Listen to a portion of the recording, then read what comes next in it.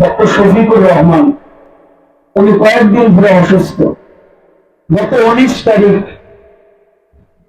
তারিখ ঢাকা জাতীয় সমাবেশে বক্তব্য দিতে শুরু করবেন।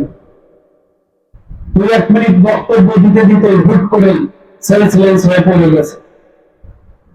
আবার দেখেন উঠে দাঁড়িয়েছে যে বক্তব্য দিতেই হবে, জাতির উদ্দেশ্যে কথা বলতে হবে।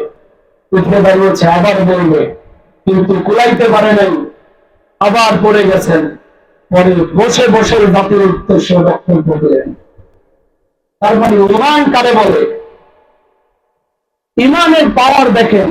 আর মাঝে মাঝে চিন্তা করি, আমার ইমান আর তার ইমানের মধ্যে আকাশের পাতার ডিফারেন্স। আমি মাদ্রাসায় বলছি, মাদ্রাসা পড়েও আল্লাহর প্রতি আমার যতটুকু বিশ্বাস, তার চেয়ে এই জেনারেল মানুষটার বিশ্বাস বেশি। যদি আল্লাহ রাব্বুল আলামিন তাকে কবুল না করত, তাহলে তো এই ব্যক্তিটা এই জায়গায় পৌঁছতে পারত না। কথা বলুন ঠিক কিনা?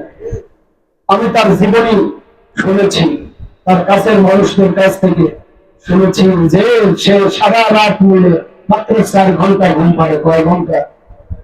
রাত দিন 24 ঘন্টা মধ্যে 4 ঘন্টা ঘুম পাড়ে। আর যখন নাকি সেজদা দেয়, লম্বা সেজদা, সেজদা থেকে সহজে ওঠে না, সেজদা থেকে সহজেই ওঠে না। রাত্রের অধিকাংশ সময় তাহাজ্জুদ কাটিয়ে দেয়। সম্মানিত হাজিরিন, এই লোকটা অসুস্থ, বাংলাদেশের জন্য একটা রহমত। এই লোকটার জন্য আমরা সবাই দোয়া করবো। এই লোকটাকে যেন আল্লাহ রাব্বুল আলামিন হযরত ওমরের মতো কবুল করেন। সবাই বলেন আমিন। যারা যারা দেশ ও জাতির জন্য কাজ করতে চায়, আওয়ামী লীগ হোক, বিএনপি হোক, অন্য কোনো সংগঠনের জন্য হোক, ইসলামের জন্য যারা কাজ করতে চায়, দেশ ও জাতির ভাগ্য পরিবর্তনের জন্য যারাই কাজ করবে, তাদের সবার জন্য আমরা দোয়া করি। আল্লাহ রাব্বুল আলামিন তাদের নেক হায়াত বাড়িয়ে দেন। আমিন। ওয়া মা আলাইনা ইল্লাল বালাগ। আসসালামু আলাইকুম ওয়া রাহমাতুল্লাহি ওয়া বারাকাতুহু।